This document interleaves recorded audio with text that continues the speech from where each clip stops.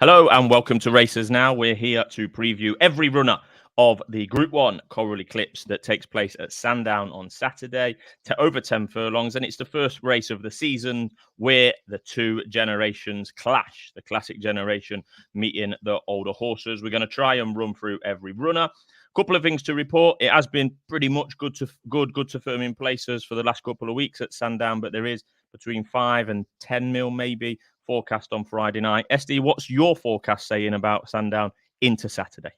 There's a potential for a very heavy rain spell. It could go over 10 mil, which makes Andrew Cooper's job a nightmare, doesn't it? But I would err on good to soft in places or the other way around.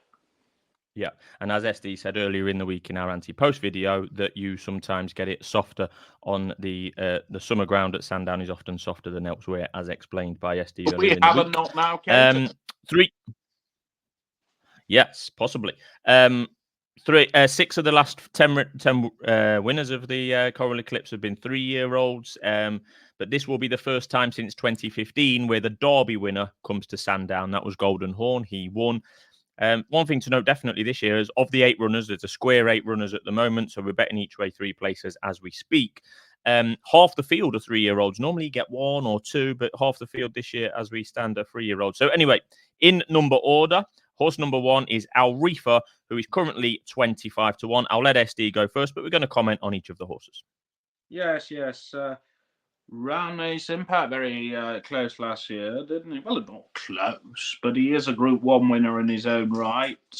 He's been globe-trotting, but some of his form is not that far off. I think he'll be the best of the older horses, and he offers great value here at 25 to 1. I'm going to put him up each way. I think he's the way to play the race. Yep, he is the second best horse in the race on ratings on 114. The horse we're going to come to is 124. But like SD said, slightly disjointed 3-year-old campaign. Started the season late, then ran in that race in France in July, August-ish, and then didn't return after that. So obviously he's been difficult to get right. He ran in the Gannet, the Group 1 in France in April this year. That was on ground way too soft. No idea what happened to him at Saratoga last time. It clearly wasn't great. Joseph O'Brien has always held this horse in very high regard. I think he could run well. And like SD said, possibly best of the older horses. Horse number 2, this is going to be pretty short. This is Hans Andersen. He is likely to be a pacemaker for Aidan O'Brien's priority runner in this race, a role that Hans Andersen has run a few times before. Actually ran behind Riffa in a Group 1 in his earlier days, the Group 1 that Riffa won.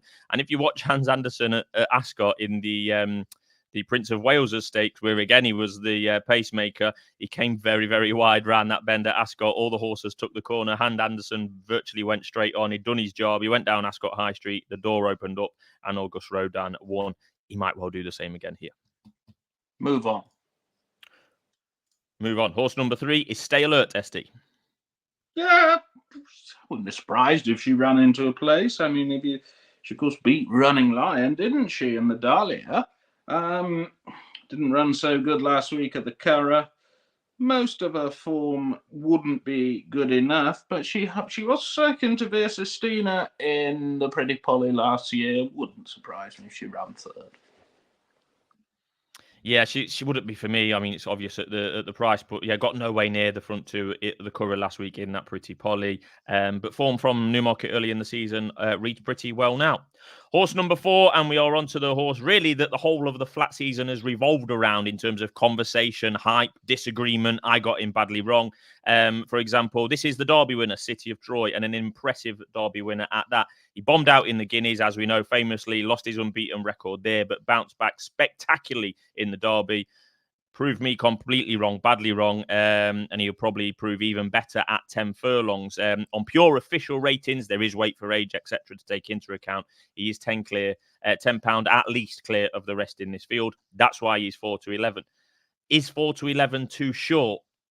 On most recent form of all the horses we're looking at, probably not. But what we have to remember, this is City of Troy's first run over 10 furlongs. It's his first run on a right-handed track, and it's his first run against older horses. So SD is probably going to find a couple of reasons to possibly take him on. Yeah, I mean, look, a horse that ran so badly 2 runs ago, regardless of the excuses for the boys. I think that's probably a reason enough to take him on. And the Derby form to me last week, Irish Derby was a bit of a disappointment, wasn't it? I think he's short enough at 4-11. It wouldn't completely surprise me if he got beat here, given he's shown he can throw in an absolute howler.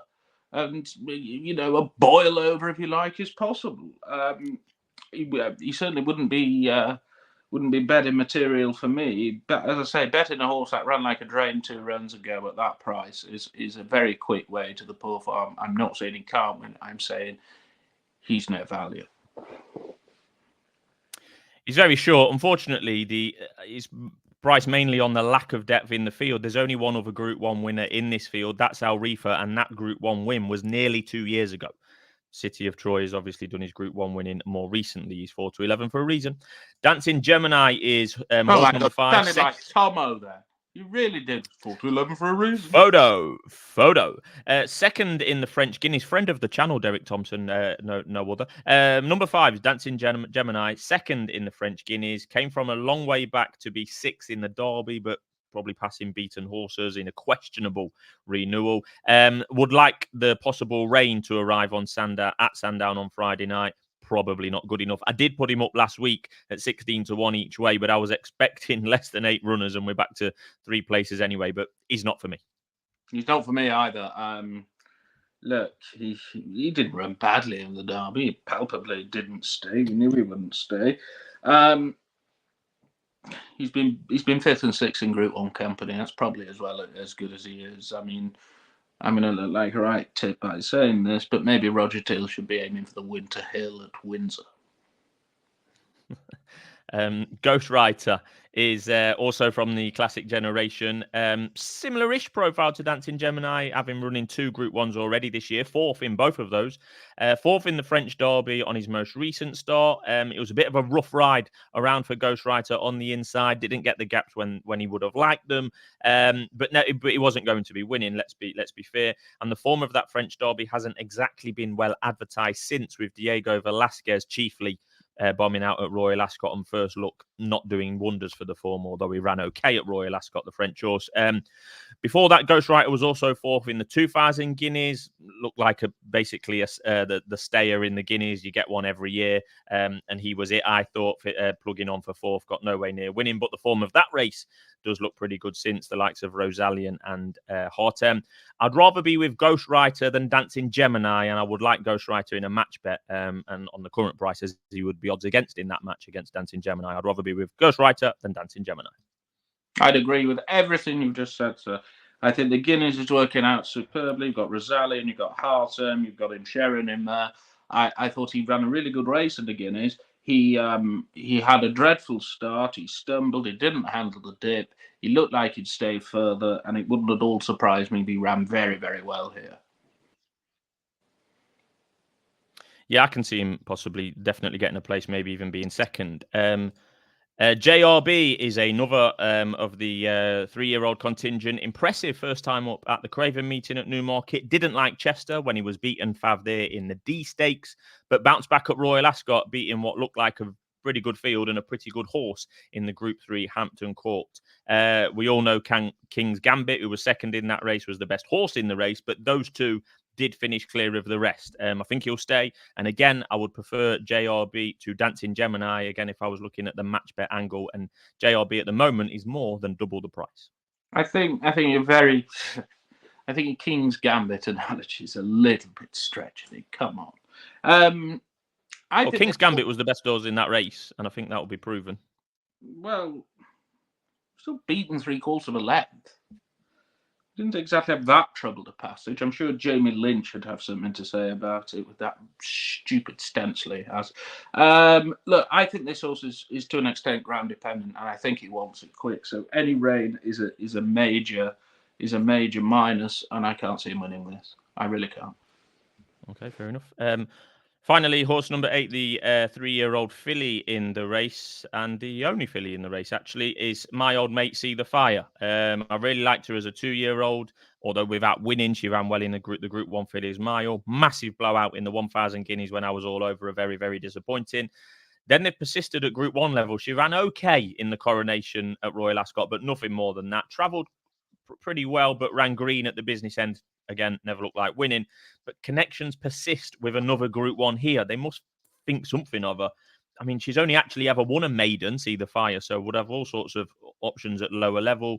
Hard to make a case for her here, don't get me wrong. Same ownership as Ghostwriter is maybe something to note. Runner in the Winter Hill. That's 2 call-outs. Some races, Winter Hills. So shaping up to be, isn't it? I think we've already had... Yeah, I think we've already had SD's conclusion, if you like, and that's Riffa would be his selection at 25 to 1 each way. I'm not playing it. I might look at match bets between those mentioned. I wouldn't put anyone off Riffa, and I think SD's made a perfectly sound case for him. Any closing words, SD? I think we broadly agree, actually, on that race.